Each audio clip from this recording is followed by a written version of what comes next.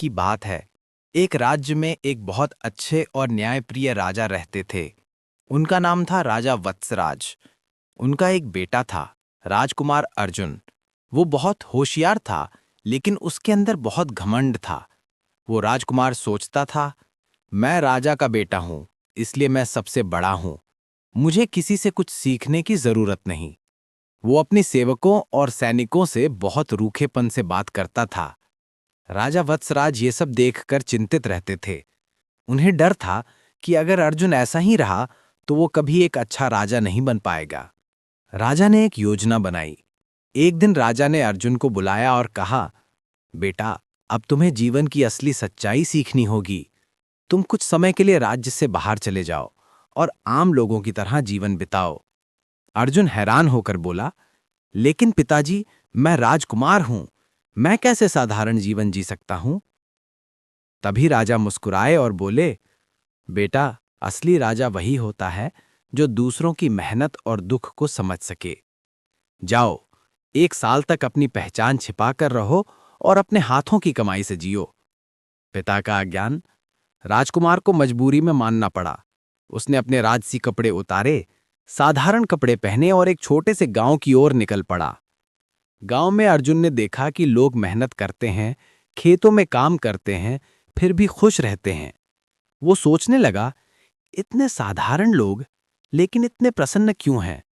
उसे रहने की जगह चाहिए थी, तो वो एक लोहार के घर गया।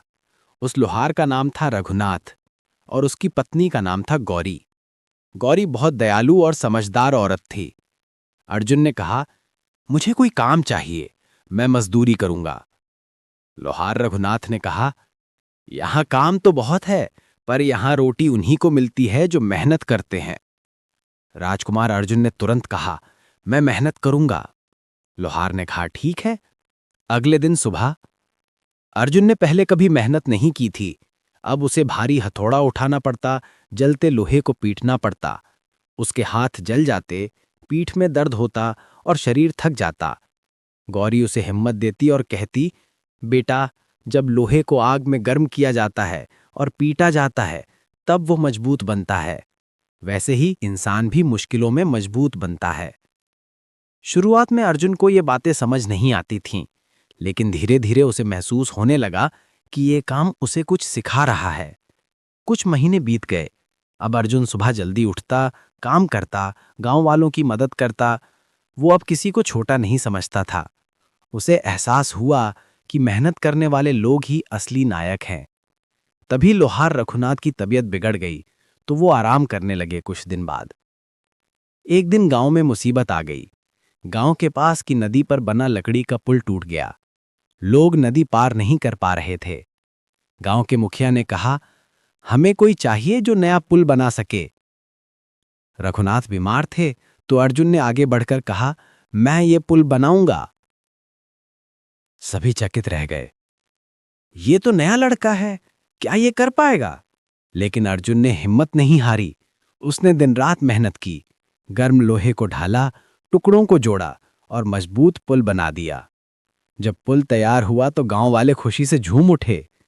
गौरी ने मुस्कुराकर कहा, देखो अर्जुन, जब इंसान मेहनत से कुछ बनाता है तो उसे असली गर्व मिलता है, दिखावा नहीं। ये सुनकर अर्जुन की आंखों से आंसू बहने लगे। उसे लगा, मैं अब सच में बदल गया हूं। 1 साल बीत गया। राजा वत्सराज ने सैनिकों को भेजा ताकि वो अर्जुन को वापस लाएं। जब सैनिक गांव पहुंचे और अर्जुन को प्रणाम किया, तो सब गांव वाले चौंक गए। अरे, ये तो हमारा राजकुमार है। गौरी और रघुनाथ भी हैरान रह गए। अर्जुन ने उनके पैरों में सिर झुकाया और कहा, माँ गौरी, पिता रघुनाथ, आपने मुझे सिखाया कि असली इंसान वही है जो मेहनत से जीना जानता है। राजा वत्सराज बहुत खुश हुए। उन्होंने कहा, अब मेरा बेटा सच में राजा बनने के लायक हो गया है। अब इसे मेहनत और प्रेम की भाषा समझ में आ गई है। गांव वालों ने अर्जुन को राजा बनाए। अर्जुन जब राजा बना तो उसने अपने राज्य में कई अच्छे काम किए। उसने गरीबों के लिए घर बनवाए, किसानों के लिए नई नीतियां बनाईं और लोहारों के लिए नई कार्यशालाएं।